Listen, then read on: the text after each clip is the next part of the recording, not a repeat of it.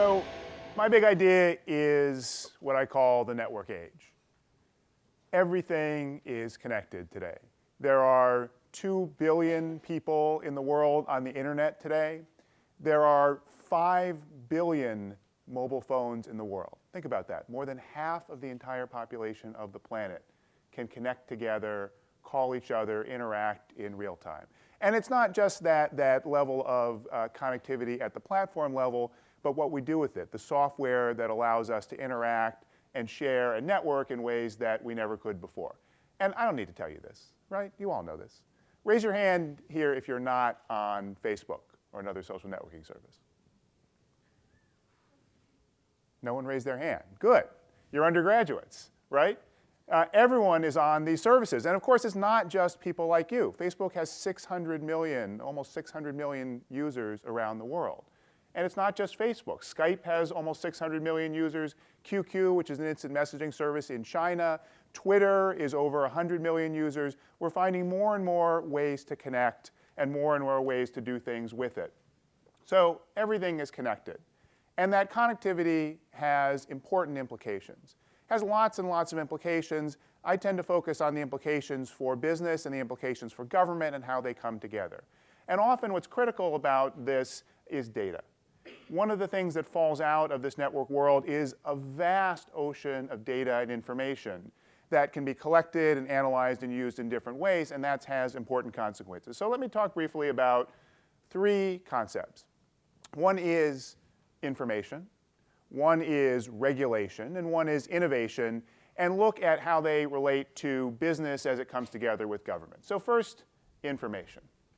So how do we predict the weather?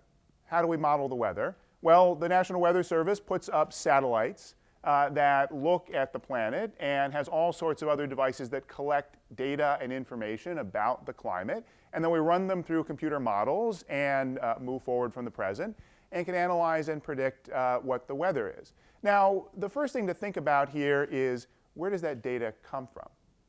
So the Weather Channel doesn't put up the satellites. The government is serving as the information pump, as the data pump for that service and for all sorts of new innovative services that get built on top of it. Government is a resource in making information available and making it usable in new ways. And that allows for all sorts of other kinds of private sector innovations, but we don't tend to realize where it comes from. So that's one piece about the importance of government going together in terms of opening up the private sector. The information is always there latent in the world. Everything in the universe creates information and data. It just all tends to disappear unless we have mechanisms for capturing it and using it.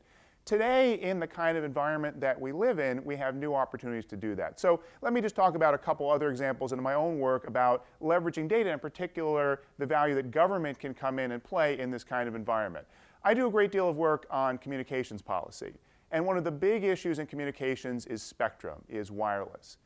Data capacity over the air, wireless connectivity, is the oil of the 21st century. It's the critical resource that enables all of these mobile devices and all the services that layer on top of them. We don't have enough of it. Again, there's already 5 billion mobile phones in the world. That number is exploding. We've got iPads. We've got all sorts of new connected sensors, new devices. And people's demands of what they want to do on those devices is exploding exponentially. We don't have enough capacity. And one big reason that we don't have enough capacity is because we don't use the spectrum that we have.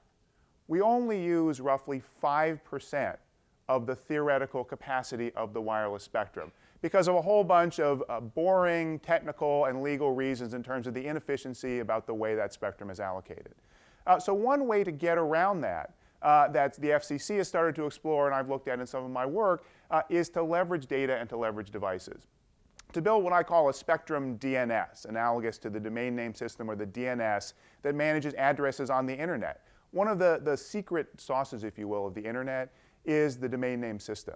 It's this database that allows the decentralized network to come together and allows you to get to different places on the network. We could build something like a DNS for spectrum, a distributed database of information about who is using the spectrum in what areas that then devices could query. So it turns out that most of the time, even if it looks like spectrum is used, that something is not available, actually for a particular period of time or in a particular location, no one's transmitting there. And if you can make the information that's available potentially about what's going on and what could happen available to the device and query that database, you can unlock some of this potential of the spectrum and do more with it than we ever could before. So that's an example of taking the potential of devices, taking the potential of these systems, and taking the role of the government as an enabler in these systems to use information in new ways. But there's also challenges in this information. So this beautiful thing that you see there in the middle of the picture, that was Hurricane Katrina. And we all know what happened. The weather prediction systems work great. We understood that the hurricane was coming, didn't stop it from swamping the city of New Orleans, and didn't do anything in terms of the total failure of the response to that crisis. We need to anticipate problems as they come up. Issues of privacy, issues of security, issues of robustness of the platform, issues of abuse. These are all issues that we know are going to come up. We have a set of assumptions about how people use things and how people use information, and a set of assumptions about people at times being isolated in the world. And this is encoded in all sorts of ways in the law. There's just an assumption that sometimes you're in public and sometimes you're not.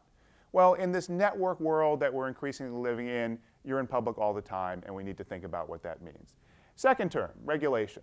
So I am a lawyer, I study regulation, I've worked for government agencies, done work on the outside looking at regulatory models, but what does regulation really mean? So this diagram you see here, this picture is of an 1871 steam engine. And there's a mechanism that you can kind of see on the right side with two metal balls at the bottom. That's a part of the mechanism called the centrifugal governor. And the way it works is that as the steam engine runs faster and faster, that piece spins around. And as it spins faster and faster, the centrifugal force pulls those two metal balls out and up. And what that does is pulls down on the other part of the mechanism because of the kind of design of the device, and ends up pulling down on a lever at the top. The lever pulls down, it slows down the engine. The machine regulates itself. When it starts going too fast, it slows itself down.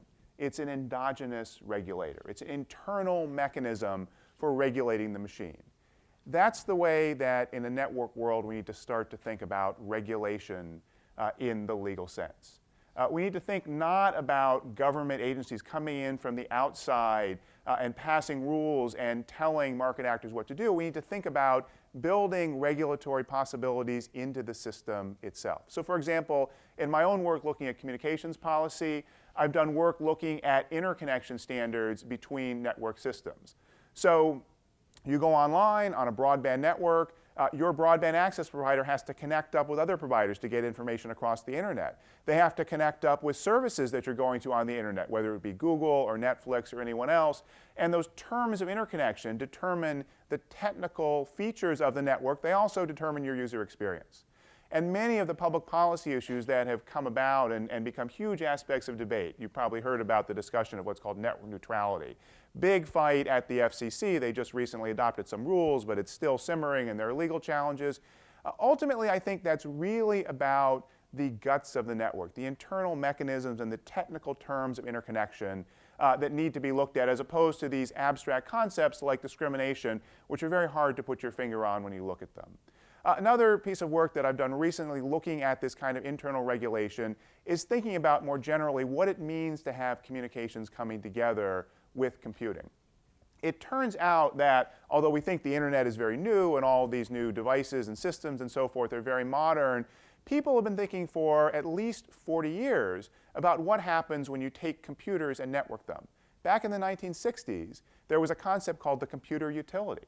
Scientists and engineers talked about what would happen when you took these big mainframe computers and time-shared them and made them accessible over the telephone network to people in remote locations.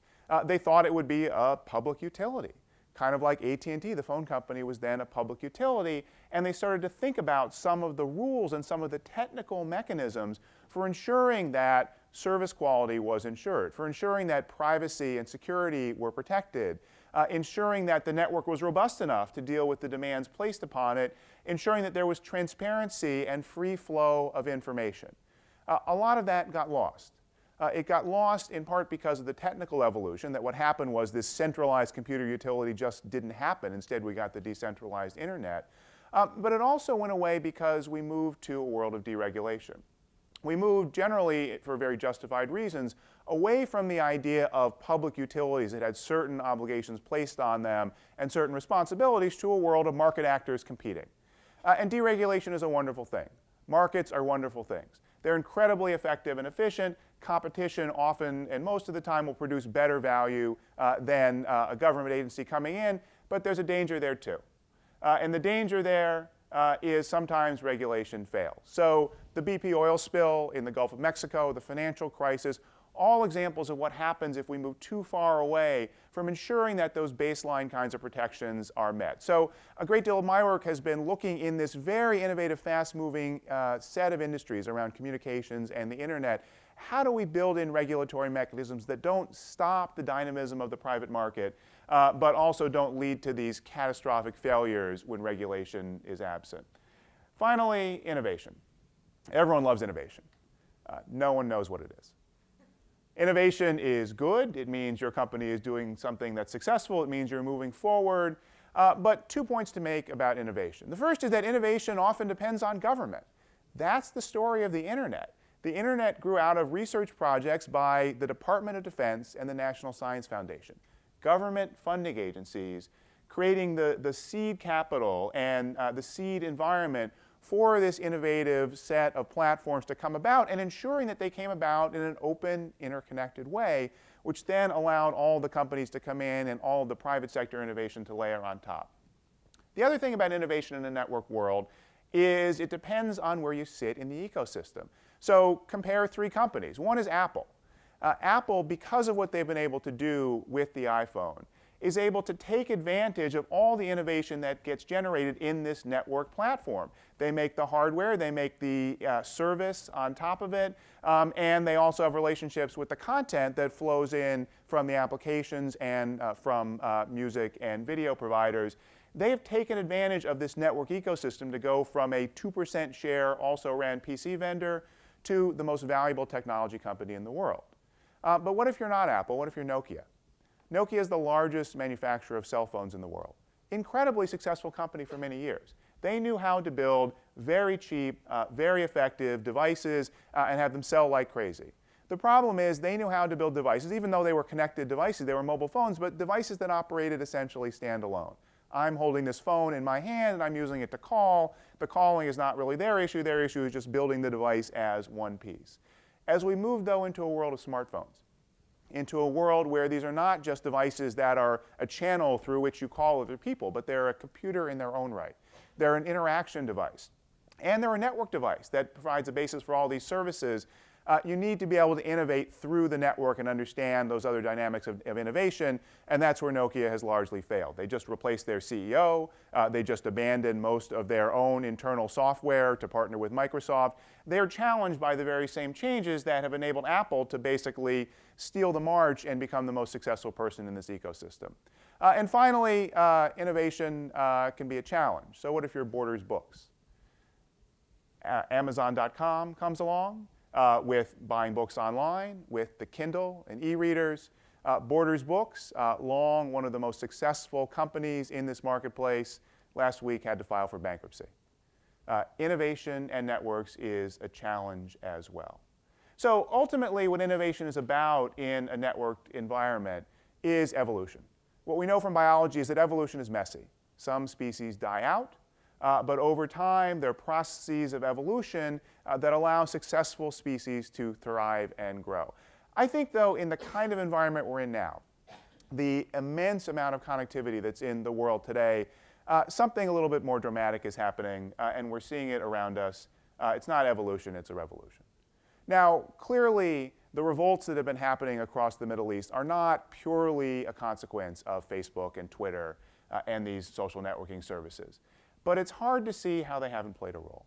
The fact that people can communicate and connect more densely than ever before in all sorts of new ways, in this kind of pervasive information environment, is incredibly radical. And it's incredibly dangerous to those who are in positions of authority. If you're a government that wants to stop this flow of information, you can't, because your businesses and your society depends on being part of this networked environment. It's an incredible challenge, but also an incredible opportunity. To me, that's what's exciting. There are threats. There are all sorts of dangers. There are opportunities for companies to lose out, but also great opportunities to do wonderfully new, great things. And the reality is that's the world that we live in. Thanks very much.